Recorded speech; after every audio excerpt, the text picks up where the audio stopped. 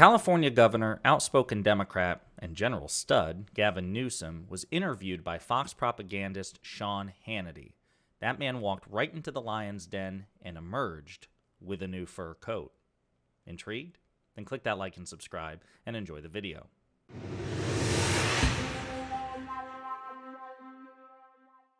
Alright, so in the past I've done some videos about the Democratic governor of California, Gavin Newsom. Now, he's not quite as prominent as some of the most prominent Republican governors like Ron DeSantis and Greg Abbott, but he is arguably the most famous Democratic governor in the United States, which makes sense given that California is the biggest and most populous U.S. state. It's the fourth biggest economy in the world, just by itself as a state. It's an incredible success story in terms of finance and economic health.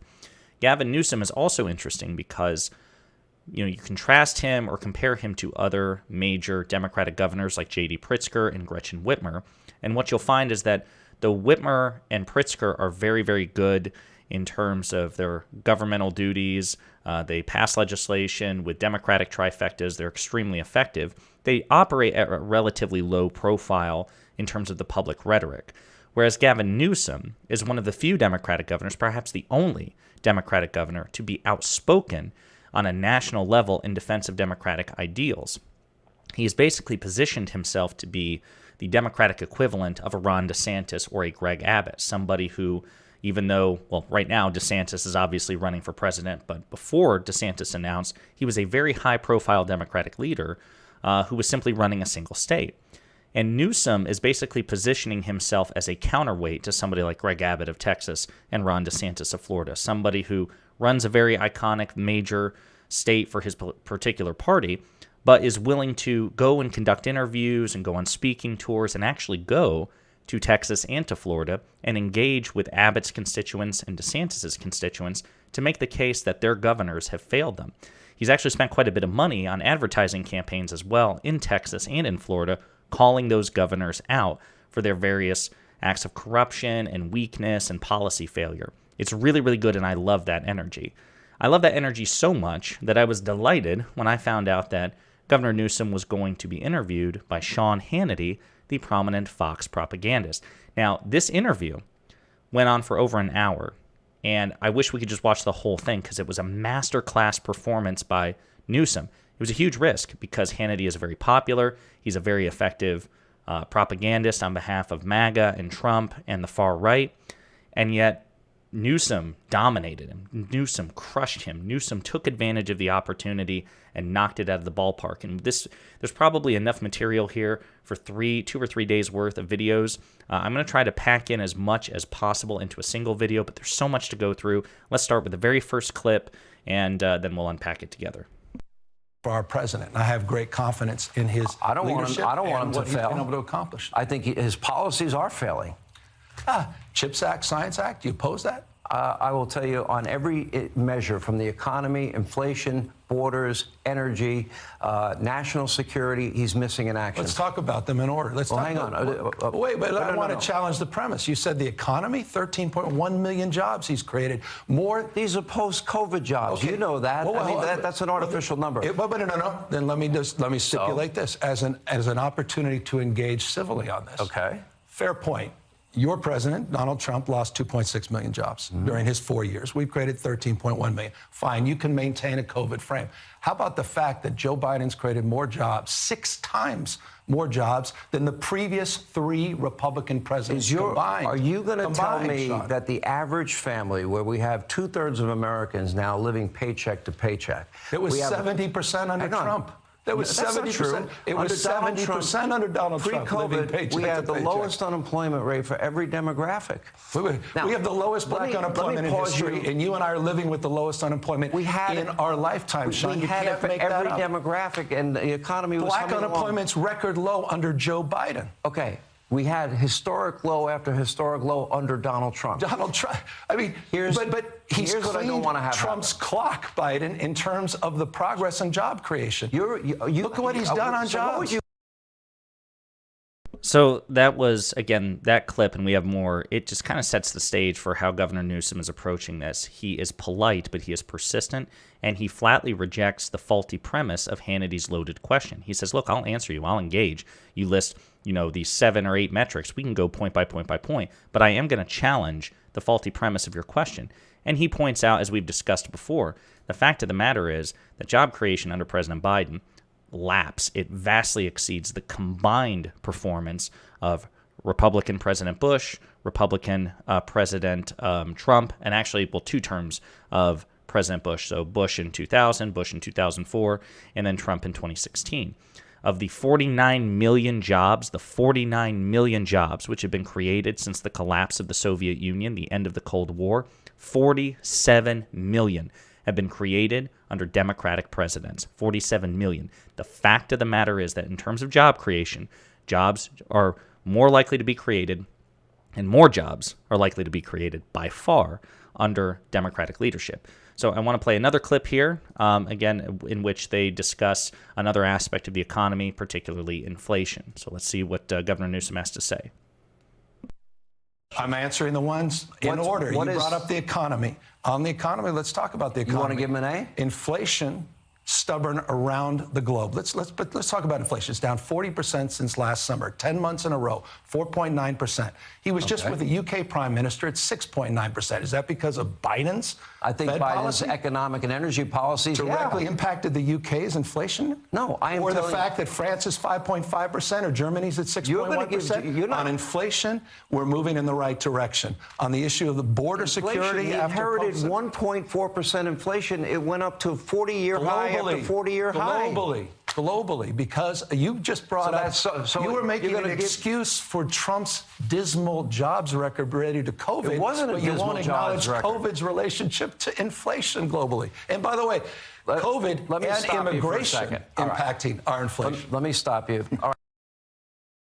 So again, you see what I'm talking about. He doesn't let up. Newsom doesn't raise his voice, but he is confident, he's poised, he's armed with the facts, he's confident in the fact, the overwhelming, consistently and reaffirmed fact that the Democratic Party's political and governmental agenda vastly exceeds, and the record vastly exceeds that of the Republican Party, and he's well informed on the facts. So when Hannity tries to ambush him with a talking point, Newsom is well prepared for it. He points out that inflation is a global phenomenon, and Joe Biden is not global emperor of planet Earth. He is the president of the United States. And other advanced economies like the United Kingdom, Germany, and others, they are experiencing higher inflation than that of the United States, and inflation is consistently dropping because of President Biden's policies and his economic stewardship. And again, also this ties back into the last clip. Hannity wants to make the case that, as we've argued before, the fact of the matter is that when Donald Trump came into office, he had inherited a fantastic economy from President Obama. And then before COVID, in many ways, Donald Trump was able to maintain those Obama-era trends. Hannity dishonestly wants to give Trump credit for the entire thing. For, yes, the few gains that he made while inheriting Obama's economy, but also the gains that Obama's economy occurred. And then he wants to cut the time off before COVID. So Hannity wants to give Trump credit for Obama's success. He wants to give Trump credit for the trends that Trump inherited from Obama and was able to maintain. And then he wants to cut the analysis off at December 2019, like 2020 shouldn't count. It's gerrymandered, it's affirmative action to benefit Republicans and benefit Trump, because he knows, if you look at it holistically, Trump's economic record pales in comparison to that of President Obama and certainly President Biden. And then he also cites, things like black unemployment. Well, both the general unemployment rate has been lower under President Biden than it ever was under President Trump, and so has black unemployment been.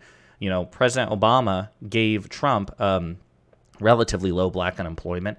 Donald Trump was able to get it lower, and Biden has been able to get it lower still. So as Newsom points out, when it comes to the economy, Joe Biden is kicking Donald Trump's ass left, right, and center. So we're going to play another clip and, again, continue to unpack it. And of decency and character. I'm really proud of the president. I'm proud of what he's accomplished. Is he strong enough to be president? That's what I'm strong enough. talking Look about. what he just did to McCarthy. He ran circles. Look at the vote card. I didn't like the vote. I wouldn't have voted for it. Exactly. Kevin got played by the president of the United States. I'm for results. I don't think the American people benefit. I like the plan that would have saved $4.8 trillion. All right. Now. So there again, Governor Newsom did exceptionally well when it came to addressing issues of President Biden's cognitive ability. Listen, as we've discussed, there's no question. Joe Biden is 80 years old. There is no question that Joe Biden is slower cognitively and physically than he once was in his youth. There's no question. There is a correlation between that and age, generally speaking. The question is Joe Biden cognitively sufficient for the presidency? And the answer, demonstrably, based on his 2.5 years in office, is yes. Because even though he may be verbally slower, right, he may need to more judiciously consider his words, right? He may be more prone to gaffes than he's ever been. The fact of the matter is this is a man of incredible judgment, especially when you consider whom he has surrounded himself with, right? The presidency is the peak of the executive branch, but it's not a micromanager. The president doesn't run everything. The president is the head of the single biggest employer in the country, the federal government. He has all types of competent, confident aides along the way, from the cabinet to various agency directors and subdirectors and so forth. It is the typical of the same sort of like hierarchy that you would see in a corporation, right? The C-suite and the organizational chart. You see that in the federal government, but it's on steroids.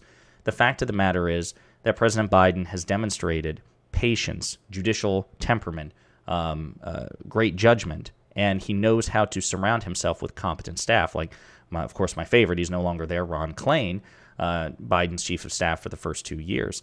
But that's what we see. You certainly compare it to Trump. Is Biden's temperament better than Trump's? Yes. Is his judgment better than Trump's? Yes. Is his ability to pick competent, loyal staff better than Trump's? Clearly, decisively yes as well. And better results have been produced on Biden's watch than Trump's. So clearly, as Governor Newsom is pointing out, you might be able to say that, sure, he's not as verbally quick. He's not a motor mouth. He's not, an auctioneer. He's not going to be rapping Rap God by Eminem anytime soon. But does he have the experience and the judgment to be president of the United States, the chief executive? Clearly, yes. And it's good that Newsom pointed out a great example of this. So you have Kevin McCarthy, who is arguably, in terms of formal government, the most prominent Republican in government, even more so than Mitch McConnell, who is simply the minority leader of the Senate. Technically, Kevin McCarthy is the leader of the House of Representatives and second in line in presidential succession, right? So he's 2 steps away from the presidency himself. He's arguably even more powerful than Mitch McConnell. And he went up against Joe Biden and got the raw end of the deal in terms of the recent debt ceiling negotiation. Joe Biden outfoxed him. Joe Biden outplayed him. Joe Biden got a much better deal. How much of that was up to Joe Biden versus his staff? You could make that question with any presidency, but the fact of the matter is that when it came down to Biden and his camp versus McCarthy and his camp, Biden and his camp won in comparison. So that's a result that Hannity simply can't argue with.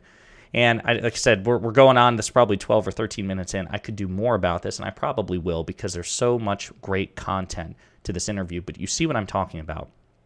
The fact of the matter is, people like Gavin Newsom, people who are rhetorically gifted, people who are appraised of the facts and confident in their delivery, right? It's not enough. Facts don't speak for themselves.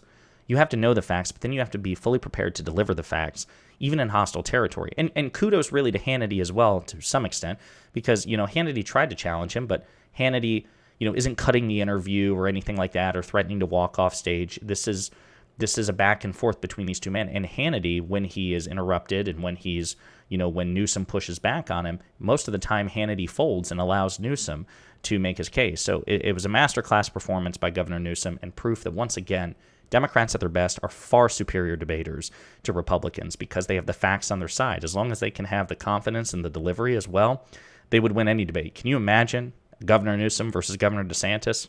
Wouldn't even be close. Newsom would take him out for a walk. Anyway, we'll unpack more of this hour-long interview between Governor Gavin Newsom and Sean Hannity in subsequent videos, but I hope you enjoyed that small teaser.